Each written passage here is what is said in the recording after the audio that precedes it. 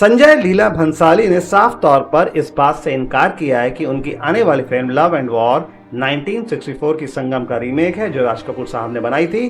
भंसाली ने एक इंटरव्यू में उन्होंने कुछ ऐसा कहा, मैं संगम का रीमेक क्यों बनाऊंगा। उन्होंने इस बात पर जोर दिया कि शोले या मदर इंडिया जैसी क्लासिक फिल्मों का रीमेक नहीं बनना चाहिए। सोचने वाली बात यहाँ ये है कि भंसाली की फिल्म देवदास ऑलरेडी एक क्लासिक का रीमेक है और संजय लीला भंसाली की बनाई हुई ज्यादातर फिल्म्स अडेप्टेशन या रीमेक ही हैं with slight changes in story line. उनके करियर की सबसे पहली फिल्म खामोशी द म्यूजिकल जो 1996 में आई थी वो 1972 में आई फिल्म कोशिश का रीमेक लगती है। हम दिल दे चुके सनम वो 7 दिन का रीमेक है। सावरिया बेस्ड है 1848 की शॉर्ट स्टोरी व्हाइट नाइट्स पर जो फ्योदोर दोस्तोव्स्की ने लिखी थी। गोलियों की रासलीला रामलीला रोमियो जूलियट का रीमेक है। तो क्या हुआ अगर भंसाली की अपकमिंग फिल्म लव एंड वॉर संगम का रीमेक है या कहानी उससे मिलती जुलती है। लव एंड वॉर का जो पोस्टर दिखता है उसमें रणवीर कपूर फौजी का किरदार निभा रहे हैं। संगम में राज कपूर का किरदार भी फौजी का था। हॉलीवुड में इस तरह की कई फिल्म्स मिल जाएंगी। फॉर एग्जाम्पल पर्ल हार्बर जो वॉर के बैकड्रॉप पर लव ट्रायंगल है। लव ट्रायंगल एक ऐसा जनर है जिसपे इतनी अलग अलग फिल्म बन चुकी हैं कि लव ट्रायंगल पर अब नई कहानी कहना नामुमकिन सा है। ऑनलाइन स्पेकुलेशन ये भी है कि love and war Pearl Harbor का रीमेक हो सकता है, पर भंसाली ने इस बात से इनकार किया है।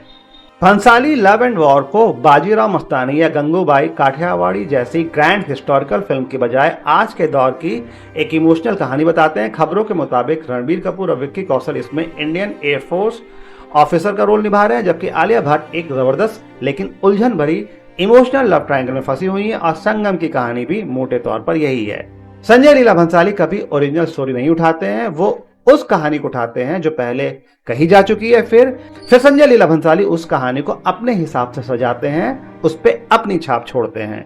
उनके कैमरा फ्रेम्स जिस कदर सजे हुए ग्रैंड दिखते हैं, फ्रेम की जो कॉम्पोजिशन होती है, बैकग्राउंड मिडिल ग्राउंड और फोरग्राउंड को किस सलीके से भरना है, सीन को किस तरह से कोरियोग्राफ करना है, बड़े बड़े रियल लाइफ सेट, भंसाली का दिमाग इन सब में ज्यादा रहता है, इसलिए वो ओरिजिनल कहानी कहने का सरदर्द मोल नहीं लेते हैं।